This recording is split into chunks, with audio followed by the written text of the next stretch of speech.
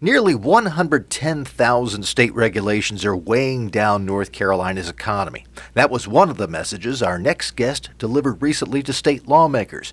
James Broughel is a research fellow at the Mercatus Center at George Mason University. He co-authored a recent study of regulations in North Carolina. Thanks for joining us. Thanks for having me. So this is part of a project that you're doing looking at regulations in various states across the country. How does North Carolina stack up?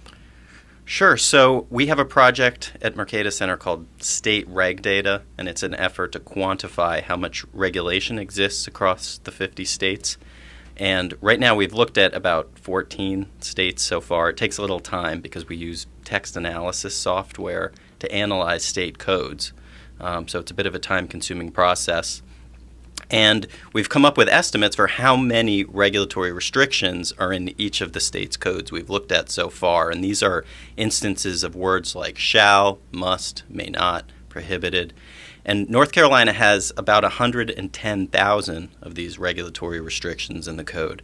But that actually turns out to be about in the middle of the pack as far as the states we've looked at so far. So at the high end, New York has the most we've seen so far with about 307,000 restrictions, so almost 3 times what North Carolina has. On the other end is Arizona that has about 64,000 restrictions. So that's quite a bit smaller than North Carolina's code. So you guys are about in the middle. So some people will hear that and say, well, that's good to be in the middle of the pack. But one of your messages to lawmakers was that even though that fact might sound good, having 110,000 regulations might not necessarily be the best thing for the economy. Right. The accumulation of all these rules on the books can really be a drag on economic growth. There's an economist in Washington, D.C. at the Progressive Policy Institute. His name's Michael Mandel. And he likens the effects of regulation on the economy to dropping pebbles in a stream, so the first pebble may not have any noticeable impact, but 1,000 pebbles might start to slow the stream. 100,000, 500,000 pebbles might block up the stream altogether, even though that last pebble really was insignificant in its own right. And this is how the accumulation of regulations can really slow the economy. Does the research show much detail about where these regulations are starting to accumulate? Are there particular areas in North Carolina that are much more heavily regulated than others? Yes. So about half of the restrictions in the North Carolina Administrative Code come from just 2 titles of the code. One is the Environmental Quality title, which has about 26,800 restrictions in it. And the second is Health and Human Services, which has about almost 24,000 restrictions in it. The third largest title is Occupational Licensing Boards and Commissions.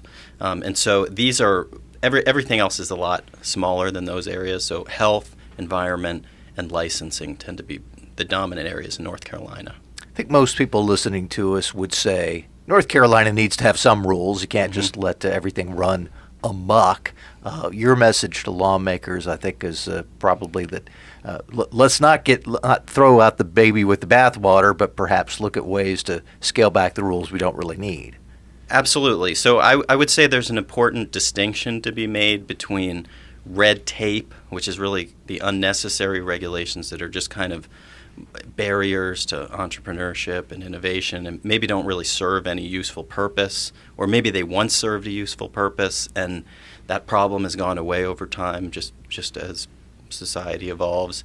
And then the other kinds of regulations are the justified ones that are in place. They're protecting public health, safety, and the environment. And the key is finding a way to create strong institutions where the regulators have the incentives to go back and constantly be carefully evaluating the rules under their purview to see which are working and which aren't. We are speaking with James Broughel, research fellow at the Mercatus Center at George Mason University. And I just want to return to something you just mentioned. North Carolina, within the last few years, put in place a regulatory review process, and the official name is sunset with periodic review. And what it really means is that all these rules have to go back in front of the rulemakers every 10 years to make sure that they're needed.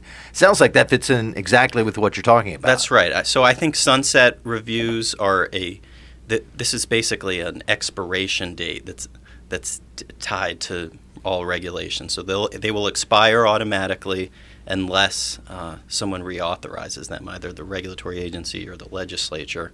And usually there's some kind of evaluation process that happens before they sunset to determine whether the rule is effective or not. And so these are a good way to look back and assess whether the rules on the books are working. Now, they don't guarantee that the look back effort will be done carefully or that serious analysis will be done, like cost-benefit analysis, to determine whether the regulation's creating more benefits than costs. So there's a danger it can become kind of a box-checking exercise where all the rules are just renewed. But there is some evidence that sunset provisions are associated with lower levels of regulation overall.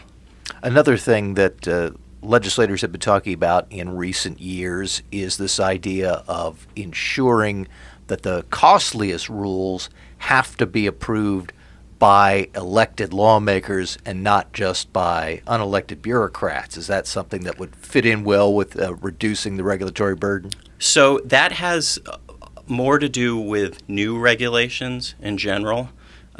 So this is often goes that kind of policy often goes under the name the Reins Act, because that's what the federal version is referred to. It hasn't been implemented at the federal level, but it's been proposed.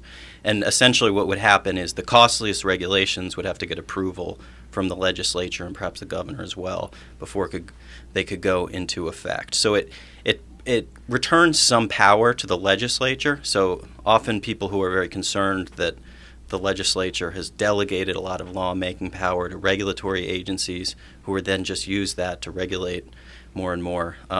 They often like this kind of policy because it brings back some accountability to the legislature, who's more accountable to the voters. The downside is that often deregulatory actions would also get kind of caught up in this process. So any large deregulatory action has to go through the rulemaking process typically. And so while this Reins Act kind of policy creates a higher bar for new regulations, it also creates a higher bar for modifying or removing or improving old regulations. Your report throws a lot of information at lawmakers. What's the bottom line message that you hope they take out of it? Mostly I just want to provide them with information that I don't think that they've had before. So this is really a first of its kind effort to quantify how much regulation exists in a state and be able to compare to your neighbors. So this is new information, and I hope that they use it to carefully think about whether the amount of regulation in North Carolina is a good amount, whether they should have more regulation or less regulation. But now they have information they didn't have.